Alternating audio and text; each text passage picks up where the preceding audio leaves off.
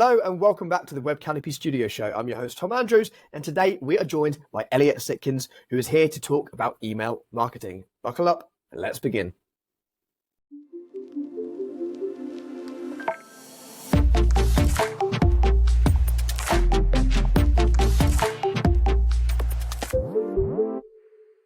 Hey, and welcome back to the show. Elliot Sitkins here on your first podcast on the Web Canopy Studio Show, or at least your first one with me, and very, very exciting podcast today because Elliot is a genius here at Web Canopy Studio, super smart guy, and we are talking about email marketing. Before we talk about that, Elliot, do you want to just give a brief introduction about yourself? Yeah, like I said, my name is Elliot Sitkins. I am a strategist here at Web Canopy Studio. Work on the execution of a lot of back-end campaigns. Of course, a lot of that revolves around email as digital marketers, whether it's the main thing or just something we do in the background for, re-engagement, delivering assets, those kinds of things.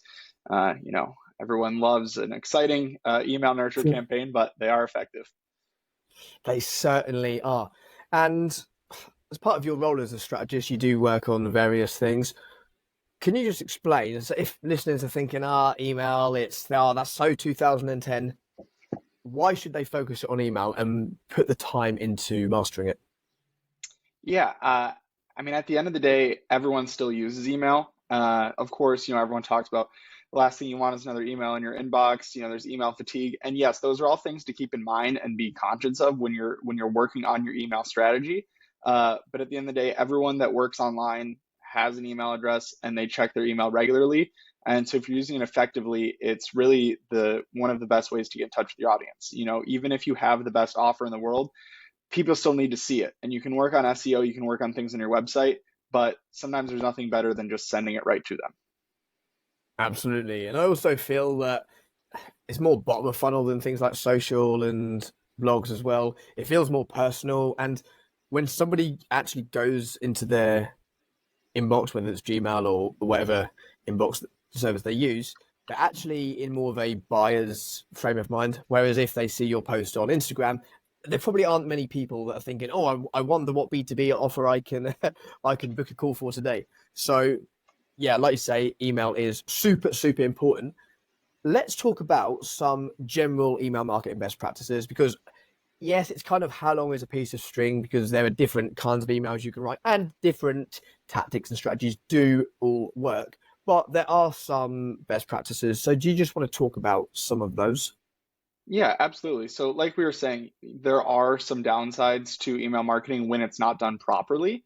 But I think when it's done properly, it can be very effective. I think one of the biggest things is to email like a person. I know that sounds pretty obvious, but with the exception of very, very few brands that have, a ton of brand equity, no one wants to hear from a company. They want to hear from a person. And so treating your emails like a person, especially now with so much AI content out there, if it even sounds a little bit robotic, people are going to ignore it completely. So seem personal, seem relatable, be friendly as much as your particular industry and brand voice allow it, have a little fun, be relatable.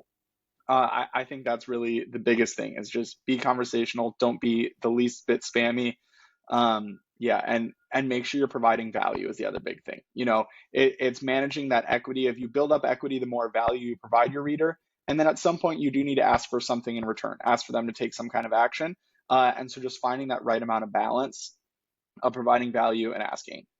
That's a really interesting way of looking at it, talking about the equity, almost like a piggy bank, if that's what you call them in America. Yep, So exactly. you deposit that money, and then when you've deposited enough, you can then take it out and have that big payday. But if you get greedy and try and have that big payday before depositing enough, then excuse me, you're sort of going to fall a little bit flat on your face. Yeah, and that goes right into the other thing I was going to mention too with email health, of like keeping your email healthy because there's no way to guarantee that an email is going to end up in a primary inbox, but the healthier your email sending domain, the less likely you are to go to spam or to go to promotions, folders, and things along those lines. And so, the more you wear out your audience, the more likely you're to get unsubscribes, you're going to get lower open rates. All those things are going to hurt your email health. So making sure to keep track of your email health and keeping it healthy is going to be a lot better for deliverability and effectiveness. That's super cool. And again, various ways. And I know when it comes to deliverability, a lot of people think they know what they're talking about, but the rules and the gateposts seem to shift all the time. But are there any absolute do's and don'ts when it comes to email health, just to give you the best chance possible of staying out of the spam and even the promotion folder? Yeah, I mean, the biggest thing, especially for spam, is just to avoid, if you would ignore your email, probably don't send it, kind of those things if it Yep. looks like it could be a scam. So, avoid big like free in the subject line. Even if it is a free offer, generally try to avoid some of those kind of words. Don't make it sound too good to be true. Obviously there's a lot of softwares out there that can help, like HubSpot that we use, that will help you monitor your email health and give you recommendations on things you can do. Obviously, personalization to a certain extent is going to help with open rate. Don't over exhaust your email audience. Don't send them way too many emails way too often. And if people get unengaged, then stop sending them emails. And then of course, just the regulation things, like make sure there's an unsubscribe link in your emails, and those little details as well. In terms of length, have you noticed length plays? Well, A, have you noticed it plays a factor in whether something goes to the promotion folder or not? And B, just for general email marketing purposes, let's just assume it's going into your primary inbox and somebody's opened it. How long do you generally recommend an email should be? Or does it completely, in your mind, depend on the offer or whereabouts in the life cycle somebody is when reading your email? What are your thoughts on that? Yeah, I'm not sure I've noticed a big difference in length on deliverability, but again, that's really hard to tell, from the person sending.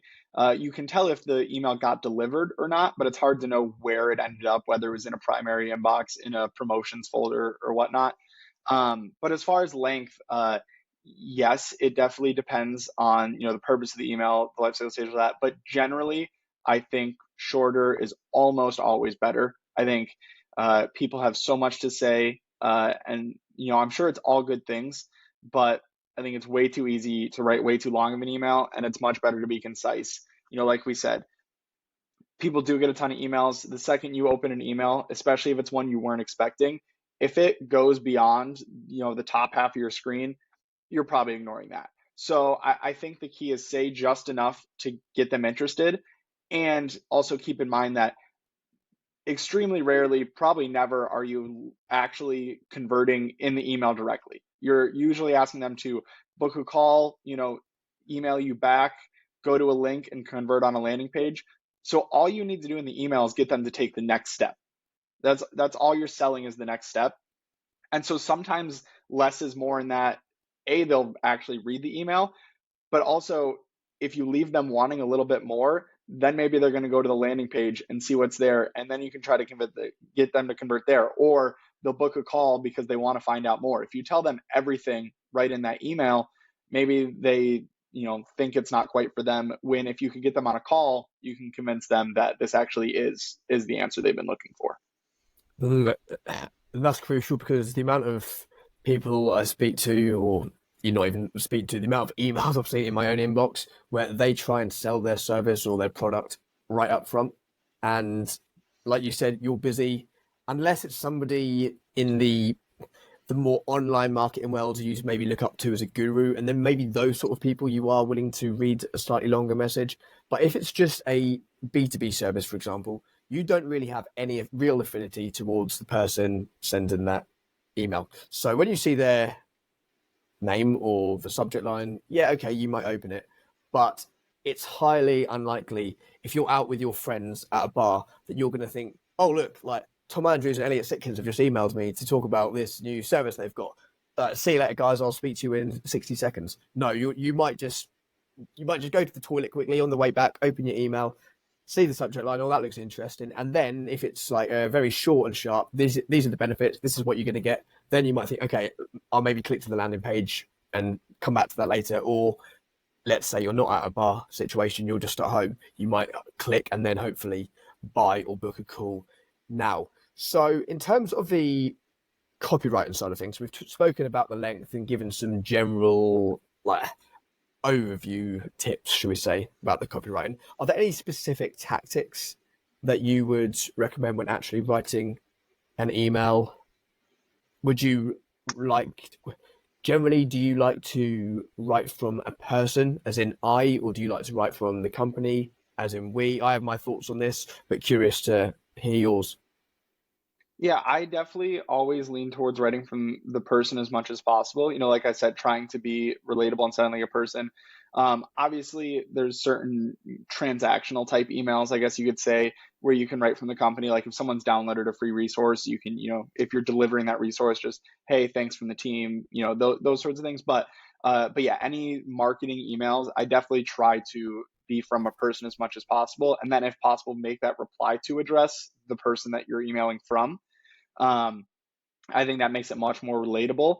And then, when you have call to actions, if you can make it, instead of saying, book a demo or buy now, something that sounds more, absolute, or more, there's more pressure on it. Make it more casual and just say, hey, let's book some time and talk. I'd love to hear about your issues. Make it just sound like a conversation, because realistically, most of the time, you aren't going to book that demo right away, or you aren't going to try to sell on that first call. It's going to be a discovery call. You're going to want to learn more, hear more about their issues, so you can craft a better demo and sales presentation. So go ahead and be transparent about that. Just say, I want to hear more about your issues. I want to see if we can be a solution for for whatever problems you're facing. And in the email itself, how many calls to action would you generally recommend within the email? And have you noticed that putting too many calls to action can actually trigger the spam filters? Yeah, absolutely. Too many links can often be a bad thing. So I'll often link the same resource a couple of times just to make sure they don't miss it, usually towards the top of the email and towards the bottom. But the key is you should only be linking to one resource. Again, very few exceptions. You might want to link to give them multiple options, but generally you want to have one clear call to action, because even just two or three different options can lead to decision overload. When you're trying to make a snap decision, someone spending 30 seconds reading an email, it's not a, highly intensive thought process for them. You want to give them one clear option, give them a yes or no. They're much more likely to convert. If you give them three options, I don't know which one I want to do right now, they're just going to leave and never come back to the email. So yeah, you could link it a couple different times, especially if it's a slightly longer email, but make sure it's one clear call to action per email, one definitive action you want them to take. Make it easy to say yes. I've seen this quite a lot lately.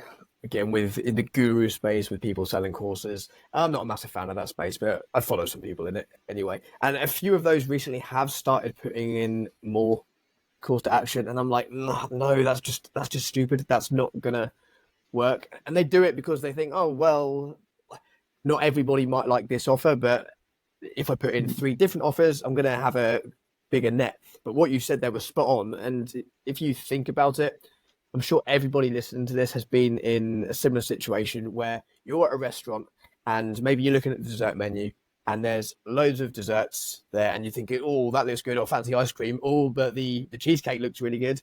Oh, but then, oh, like the crumble, or whatever you call apple crumble over there, that looks really good. And then you start going back and forth in your own mind. And eventually you think, do I actually need anything? Like, do I actually need dessert? Whereas if you can just make it a yes or no decision, you're more likely to get it. So if ice cream was the only thing, then the question becomes, do I want dessert? And at that moment in time, you're like, yes, I do. I'll have ice cream.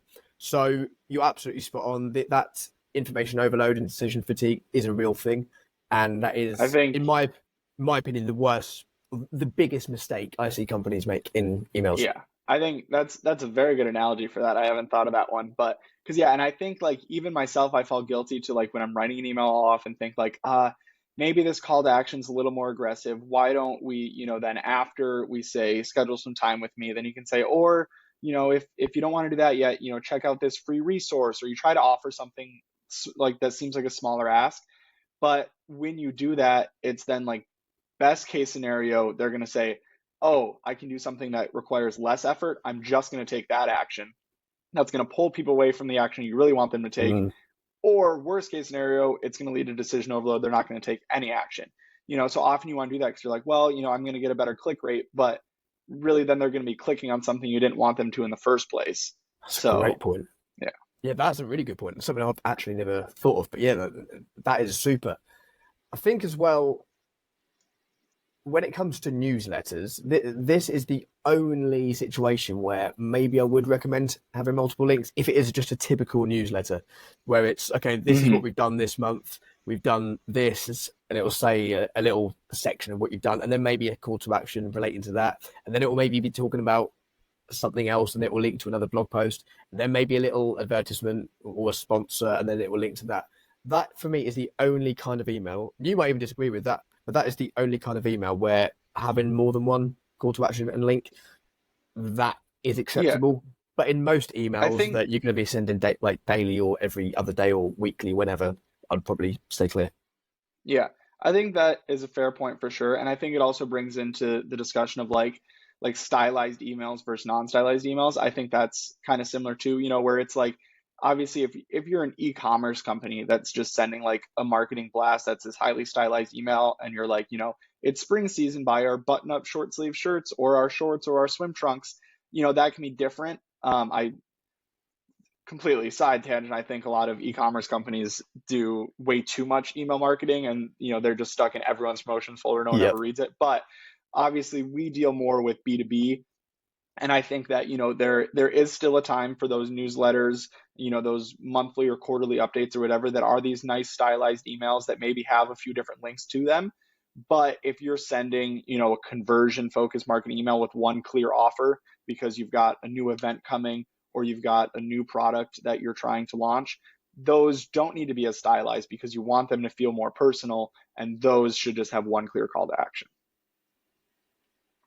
And I would say as well that even though I've just said that about newsletters, personally, if I had to just choose one style of email, I would never even bother sending a newsletter. I think the more personal emails are generally packed way more punch and generally way more effective. I think people send newsletters because they've become more popular over the last couple of years. There's more, I won't say who, but there's a popular podcast out there who, like, one of the hosts built their entire business on a newsletter, and I think a lot of people are just like, oh, newsletters, they're really cool, and they do have their benefits. But if you're thinking, newsletter versus a more personal looking email, I'd go for the personal looking email every time. Just quickly, in terms of design, where you said you don't want too many images, do you think you should have any images at all in most emails, or would you just go plain text? Obviously, you use HTML for tracking purposes, but would you make it look like a plain text email? Yeah, generally speaking, I would go with plain text. Again, obviously, like if it's e-commerce, you need to show a product, go ahead and include an image there. And I think that there is a case to be made for, breaking the cycle and trying to be different. If you want to include like a GIF or a short video or a funny, like a meme, in the right context, of course, I think there's a case to be made for that to break the cycle. But just as far as like, let's be honest, do you really need your company logo at the top of an email that, of every email? Again, sometimes branding is important, but sometimes it's almost more valuable just to appear more like a one-to-one email, when possible. Fantastic. Well, I know you've got a meeting in 1 minute time, so I'll let you go. But listeners, don't worry, you will have more of Elliot Sitkins very soon, because next time Elliot's on, we are going to be talking about making the most out of HubSpot with your email marketing. So that is going to be a fantastic episode. And when you combine that with the tactics we've gone over today, then wow, you have some very good results to look forward to. So Elliot, thanks a lot, and we'll see you soon. Thanks, Tom.